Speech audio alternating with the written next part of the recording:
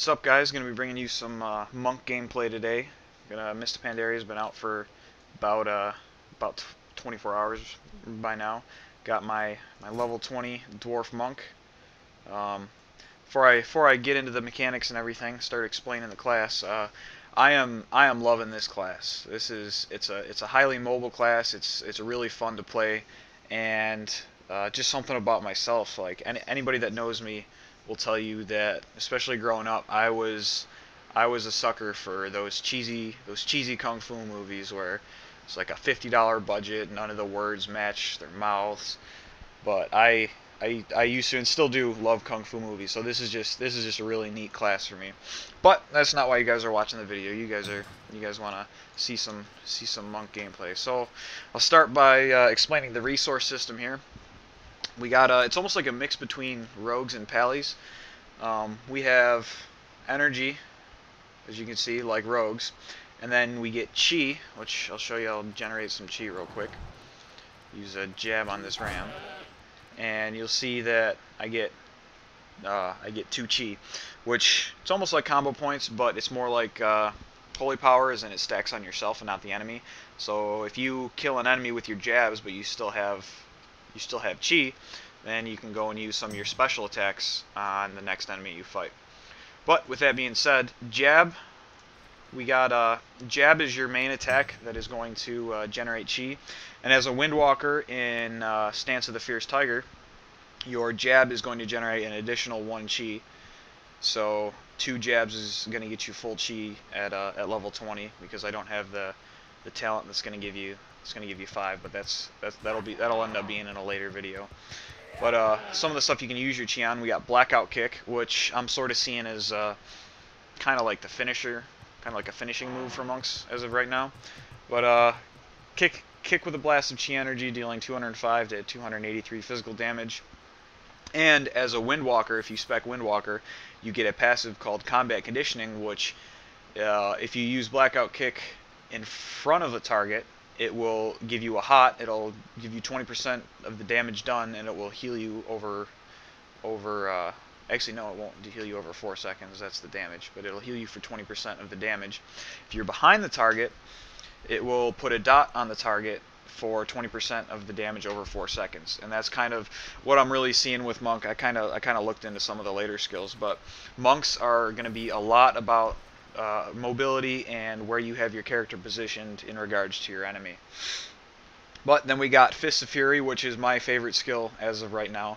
3 chi channeled, but pummel all targets in front of you with rapid hand strikes, stunning them and dealing 192 to 265 every 1 second for 4 seconds. Damage spread evenly over targets. So it's almost like it's a cone attack basically. You got whatever enemy is in front of you within that range, within that area of effect, it is going to stun all of those targets, unless they're immune to stun, until you finish the attack, basically. And it will spread out evenly among those targets. So I was like doing a couple dungeons earlier, and it was kind of cool. Like when the tank does a big pull and gets a bunch of trash, it really starts to add up, especially when you start getting crits. And then that brings us into Tiger Palm, which attack with the palm of your hand, dealing 86 to 119 damage, but also grants you Tiger Power, causing your attacks to ignore 10% of the enemy's armor for 20 seconds, stacks up to 3 times. So you hit them with 3 of these, and you're ignoring 30% of the enemy's armor. And then with Windwalker and Mistweaver, you also get Tiger Strikes, which your auto attack will proc. You get your auto attacks have 8% chance to gain Tiger Strikes when you auto attack, increasing your attack speed by 50% and causing your next 4 auto attacks to cause an extra attack. So it's basically a just straight up DPS proc. It ups your damage output. One of the we'll go over some of the mobility.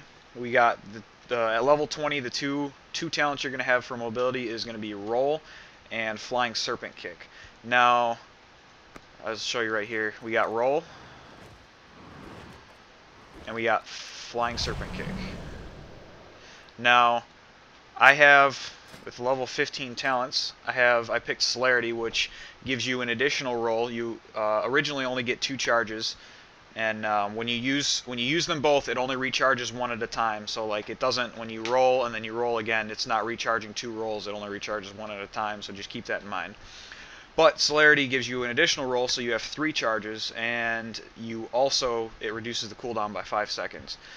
And we got Tiger's Lust, which is an actual. It's the only one that's not a passive for the first tier. Instantly clears the target of all immobilizing and movement impairing effects and increases their movement speed by 70% for 6 seconds. So it's kind of like a mini PvP trinket, but you can use it on other players, so that's pretty cool. And momentum, every time you roll or chi torpedo, your movement speed is increased by 25% for 10 seconds, stacks up to 2 times. So obviously using this, you're not going to have your 3 rolls, but if you were to roll twice, you'd have a 50% speed increase, so that's pretty cool. And then with Flying Serpent Kick, as you'll see in the bottom, when traveling, use Flying Serpent Kick again to land yourself, dealing 177 damage to all enemies within 8 yards and slowing them by 70% for 4 seconds. So I'll get up to this Bobcat over here and show you. So I'll use the attack, and then I'll use it again when I'm close to him, and he'll get the Flying Serpent Kick debuff. I'll take him down real quick. And so that's kind of the basic mechanics. You also get Resuscitate. It's just a res. Detox at level 20 is a cure disease, and you got Provoke, which is more of a tanking thing. It's a taunt.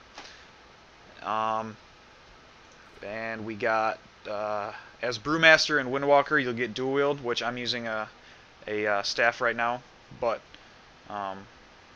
you actually have quite a bit of selection as far as the weapons you use, which brings me to fighting style. You get, which actually I'm sorry, Way of the Monk kind of evens out whether depending on your weapon style. Dual wield one-handed attacks increases damage, and if you use it two-handed, instead of increasing damage, it increases melee speed. So it kind of balances it out, whichever way you wanna roll with that. But one of the rotation, at least I have right now, I'm gonna try to show you on this, but I'm pretty sure I'm gonna kill this bear before. So actually, I don't even have a lower weapon, but my rotation as of right now is I'll use 2 jabs. Will get me my 4 chi, and then I will use 3 Tiger Palms to give me my 3 stacks of basically Sunder, it'll get up to ignoring 30% of the armor, and then I will hit hit another jab, which will get me up to 3, because 3 Tiger Palms will bring me down to 1. I'll use another jab, get me up to 3 again, and I will use my Fist of Fury, which at this point, just about any mob, unless it's like in a dungeon or something, by that point, by the time you finish channeling your Fist of Fury, the target's done. But if not, hit another jab, hit a blackout kick, and by then they're going to be down. But that's about it for the mechanics and everything. There's one other thing I really want to show you guys, but it's going to take me a little while. I mean, not too long to show you. But as you guys know, I only have less than 15 minutes as of right now.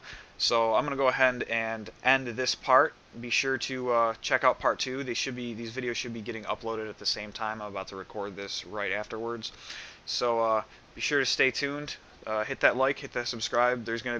I'm really enjoying this class, so there is going to be plenty of monk videos to come. PvP, PvE, I'm loving this class. So until then, take it easy, guys. Thanks for watching.